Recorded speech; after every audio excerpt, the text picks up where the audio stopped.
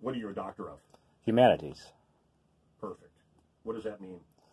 That means we care a lot and try to involve the community to make changes. You're a doctor of humanities. That is correct, sir. You got a degree in humanities. That's correct. And it's a degree in being a human. That's the best way to put it. I think I have a master's degree then, just from life. I could see. You know, don't interrupt me when I'm talking, Dick. Anyway, I love my fellow man. And, okay, I'm being silly. Now, you're doing something very serious. This serial killer, why are you the guy that's out talking about this when we're not hearing it from anyone else? Well, you know, that's a good question, because right now, thank you. Right now we went up from 75 to 111 victims that we can definitely trace back. We believe. You think it's one person or is it a crew? No, like we believe it's a crew. We believe it's a crew of people, just like the Ripper crew back in the 70s. The same thing going on. Why? You know, they're trying to tell us that the DNA is backlogged by dates. We suggested try Ancestry.com. They've been using it for cold cases lately. Why not do that? Plus, it's $69 versus $1,500. You don't have a doctorate in broadcasting, do you? A doctorate in broadcasting. No. You screwed up that word like me. I'm the professional. Don't come in here and call yourself a doctor and act all better than us. No. But wait a minute. So yes. 117 victims? 111 right 111. now. Yes. And there may be more.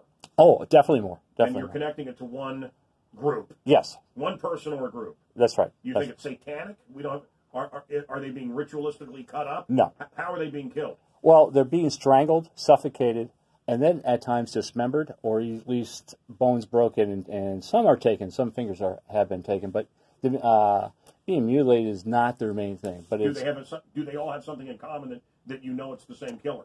Well, the women that they take from, the way they dispose of bodies, the way that this is constantly being, strangled or suffocated, those are the key elements of these things. And the police refuse to keep looking at this. Why? I don't know. I think they're overwhelmed. And if they start saying, well, we have a massive serial killer like we did at H.H. Holmes back during the World's Fair, they have to then come to reality. And they just don't want to come to reality. Aren't most of the women prostitutes? Is that part of the argument here? Yes, yes. Okay. But also we've been... How are they picking them up? Well, off the streets, allegedly. But what we also been looking at... You looked at me like, well, of course, but there's other ways to get prostitutes. Oh, sure. You could, Craigslist was a great thing, and we figured that was really a... Is that where you would get your prostitutes? You said it was a great thing. Well, it is a great thing for those people in need. I'm not that in need. Okay. All right. Well, you're a doctor. Do you have a website where people get information? It's Facebook. It's Freedom First International. You can Freedom First International on Facebook. Right. Please check us up out there. We have the August 2nd Walk the Cross, which we're going to do in violence, remembrance for all the victims of violence, from the serial killer to the gun shootings that we have in Chicago every weekend of 50 people easily. And then, of course, domestic violence and sexually abused people. Look, I wear a cross. I'm a cross guy. I'm a Bible guy.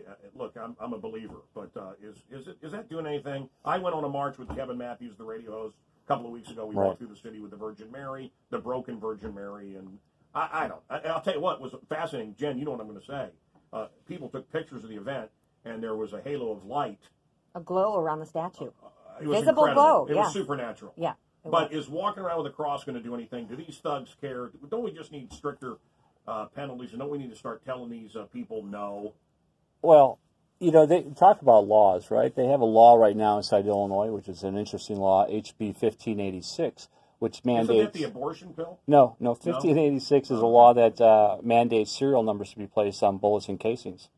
And they'd be able to track it back at a crime scene, right, to who bought it, where they bought it, and when they bought it. And if it says that it's supposed to be a Dick's Sporting Goods still, but it's in a 5-year-old's head, then we know that Dick's Sporting Goods has a problem. Right. I know Proposition 63, Senator Skinner out of California has now reached out to Mary Flowers and those guys asking about this type of technology. I think they wanted to do that in California. That's a pretty smart thing, a serial number on a bullet.